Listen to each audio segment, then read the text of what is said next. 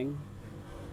Saya lahir tanggal 10 Agustus 1982 dan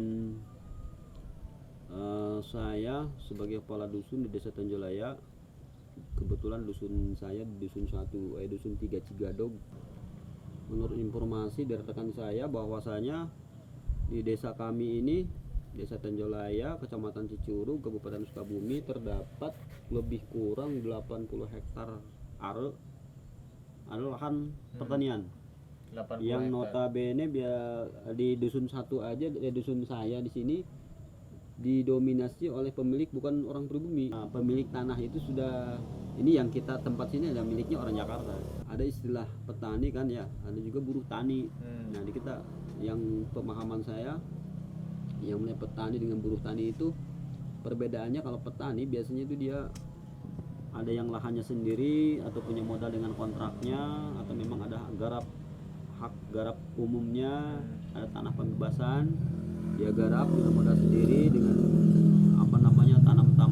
tanam tanaman kebun, sayuran atau hortikultura dan lain sebagainya. Terus lagi ada juga yang sifatnya buruh tani. Kalau buruh tani dia tuh enggak memiliki lahan garapan, akan tetapi dia biasanya buruh panennya, atau di sana buruh tanamnya. Kalau untuk ibu-ibunya itu semacam buruh tani dan lain sebagainya, berkenaan dengan kegiatan pembantu dari penyelesaian persiapan sampai pemanenan pertanian. Nah, ada di Kampung Cikurtug Pasir RT 4 RW 4 ada sahabat orang tua saya namanya Pak Hafid.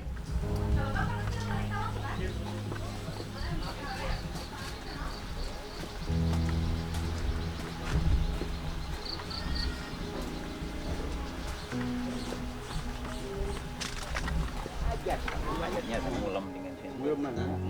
Di bubur teh kapungur sok minang diantar ke Habib Mas Kira Habib. Habib. Kan dia kerja lah, bersihin itu yang tadi itu bunga potong itu, ya pulangnya bawa rumput gitu. Sehari-hari begitu kalau pas enggak kerja. Kalau kerja mah ya paling jam 2 sambil bersihin kembang, singkong, ya itu sehari-hari.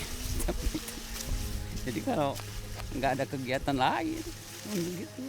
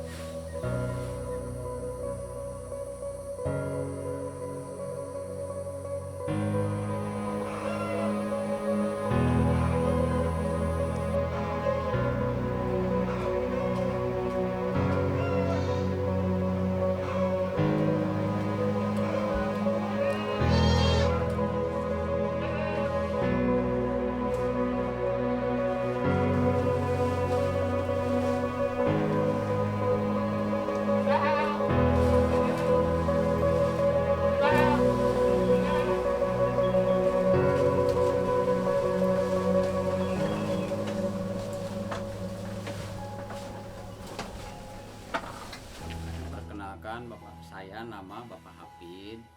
Usia saya sekarang 56 tahun. 56 ya.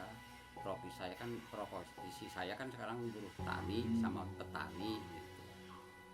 Terus Bapak dulu sekolah di lulusan terakhir mana? Lulusan terakhir saya SD. SD.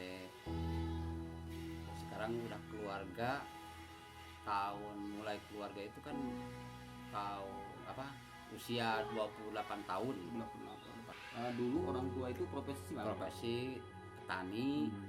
Nah, sekarang kan dilahirkan menjadi dari petani gitu. Kenapa Bapak itu memilih aktivitas di pertanian? Nah, kan waktu itu kan di Jakarta itu kan penghasilan saya kalau nggak salah tuh 125.000 per minggu. Nah, di tahun berapa tuh Pak? Kalau nggak salah tahun 85 120.000 ya. Nah, sedangkan waktu itu kan di kampung itu buruh tani itu 9.000 per hari. Nah makanya saya tuh kalau misalkan di sono 125.000, kalau pulang seminggu sekali itu kan nggak bisa pulang. Nah makanya saya milih sebulan sekali pulang. Kalau pulang dari Jakarta itu berantau paling bawa duit 100.000 per bulan waktu itu. Nah sekarang daripada kita misalkan merantau ke Jakarta penghasilan segitu, mendingan di kampung gitu. Di kampung kan sekarang buruh tani kan waktu itu kan 9.000. Lagian kan kalau di Jakarta itu kan sama keluarga kan jauh, sama anak jauh. Nah, Habis di jalan Pak ya. makanya saya milih di kampung Iya, gitu. iya. Karena jarak antara rumahnya dengan sawah garapan milik sendirinya itu kurang lebih 3 kilo dari rumah.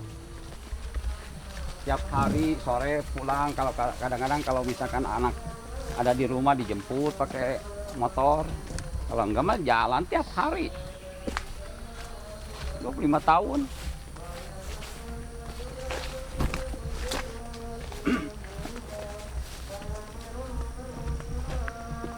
Oh ya, karena posisi lahan sawah Pak HP itu dekat kali, kebetulan pasca banjir bandang itu untuk musim sekarang ini sangat memprihatinkan.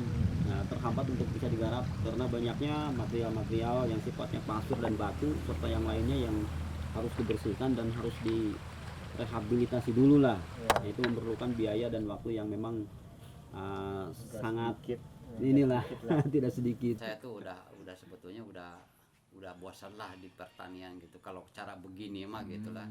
Kalau cara begini mah memang saya udah nganjurkan. Lagian saya tuh udah pada apa namanya tuh, udah setiap sama orang yang mau nyawa itu mau tani di bidang pertanian khususnya padi, saya mah udah benar-benar ngomong sama orang-orang, jangan, soalnya nggak ada yang memperhatikan lah. Iya. Sama-sama. Cuman saya pesan sama pemerintah, khususnya pemerintah pusat lah gitu, apalagi pemerintah setempat, tolonglah perhatikan petani-petani, terutama petani padi lah gitu. Iya. Kemudian penghasilan Pak Hafid yang dari sawah ya, yang dari sawah informasinya kan dia garap milik pribadi 4.000 meter persegi itu menghasilkan 3,7 ton. Itu pada rata-ratanya, pada umumnya. Sedangkan biaya yang dia harus keluarkan tiap musim itu 3.700.000-an. Jadi lebih besar ke sapu pada tiang. Nah, lebih kurang seperti itu. Tapi ya beginilah kondisi pertanian gitu. Jadi kita tuh mau ngadu ke siapa? Ada hama ini harusnya pakainya obat apa gitu. Belinya apa, memang ada bantu, kalau ada linknya kan dibantu dengan obat-obatan yang dari pemerintah gitu. Perhatian lebihnya kan seperti itu yang diharapkan. Terus penyuluhan yang apa ya, studi banding pertaniannya, kalau di kita itu seperti ini, mungkin daerah lain tuh kultur alami seperti ini, di sini ini berarti yang dibutuhkan ya obatnya apa, terus pemupukan juga, pola pemupukan kan di sini masih sederhana. Kalau di sini pemupukan itu cukup dengan satu jenis atau dua jenis sudah selesai. Ini jenis bentuk penyakit posok, kalau tahu ya, yang penting bentuknya seperti ini aja. Ini penyerangannya melalui apa ini Pak, akar apa daun ini Pak? Daun ya, Langsung ke akar. Susah kita sebenarnya tanganin kita lah mau bukan lain bulan 2 bulan nanganin paling dia teh. Ini kerugian petani kalau seperti ini udah gimana Pak? Udah rugi total aja. Ini habis dipupuk kan? Iya. Kalau habis dipupuk itu petani itu tinggal nunggu hasil sebetulnya.